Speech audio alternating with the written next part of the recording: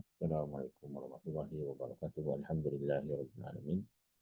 Wassalatu wassalamu ala asyrafil anbiya'i wal mursalin wa ala alihi wa sahbihi ajma'in. Assalamualaikum warahmatullahi wabarakatuh. Alhamdulillahirabbil alamin wassalatu wassalamu ala asyrafil anbiya'i wa ala alihi wa sahbihi ajma'in. Assalamualaikum sekali lagi.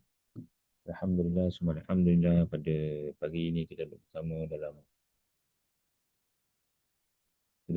dalam pada hari Jumaat yang berbahagia ini. Kita berada dalam bulan, kita berada di satu bulan yang amat dekat dengan kita, iaitu bulan Rabiul Awal. Apa itu bulan Rabiul Awal? Bulan Rabiul Awal adalah bulan kelahiran Nabi Muhammad SAW.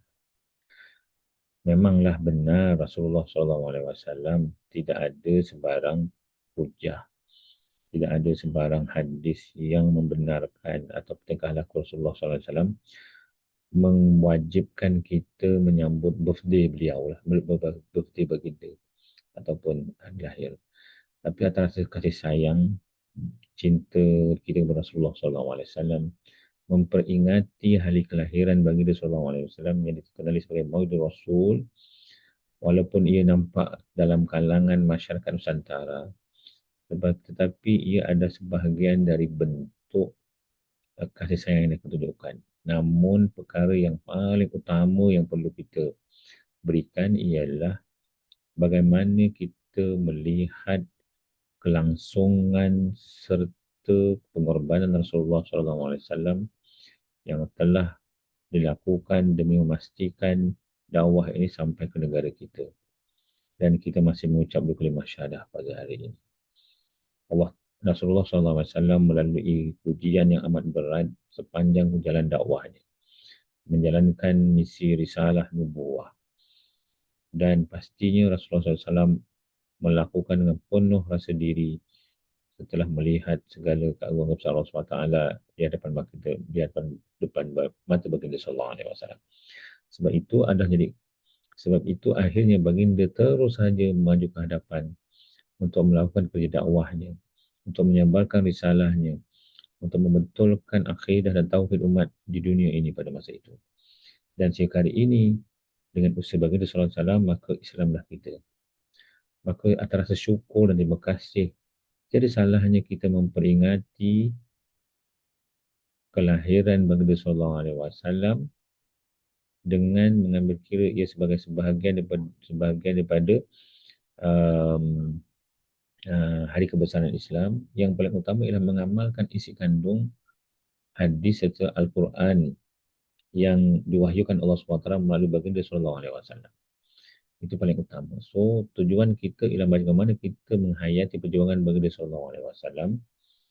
Kemudian kita mengambil manfaat daripada kisah-kisah perjuangan baginda itu untuk memberi semangat pada kita, memberi motivasi kepada kita untuk menjadi insan yang soleh, untuk menjadi hamba Allah Ta'ala yang paling bertanggungjawab dan khalifah Allah SWT yang paling amanah, hamba yang paling taat dan khalifah yang paling bertanggungjawab. Itu di antara misi besar yang kita harus ingati. Namun, janganlah kita menjadikan bulan Rabiul Awal sahaja penghayatan tersebut. Penghayatan itu mestilah berpanjangan 365 hari menghayati sunnah baginda sallallahu alaihi wasallam. Itu adalah perkara yang sebenarnya perlu ada di dalam diri kita. Itu yang sepatutnya kita amalkan.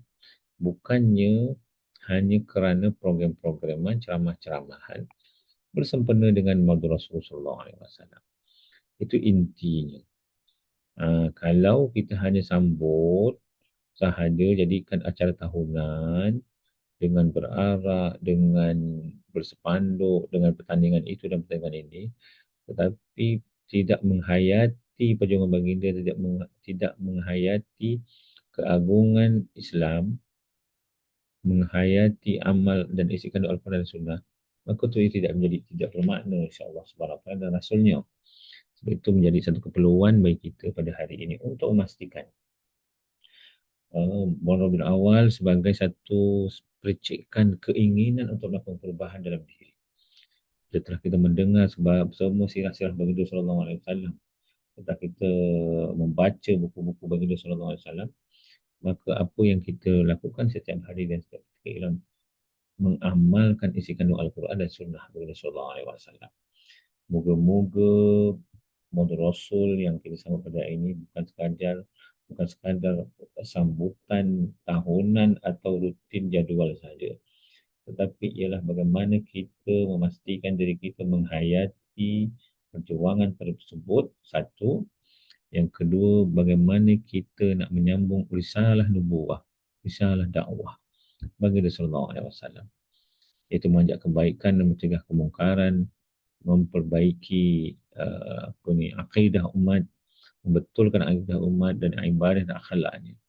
Dan cabaran akhir zaman pada hari ini, akidah kita diuji oleh Allah Subhanahu Wa Taala, ibadah kita diuji oleh Allah Subhanahu Wa Taala, akhlak kita diuji oleh Allah Subhanahu Wa Taala melalui kepesatan dunia digital, teknologi, fintech dan sebagainya, yang memerlukan kita mengawal atau menghayati Al-Quran dan Sunnah itu.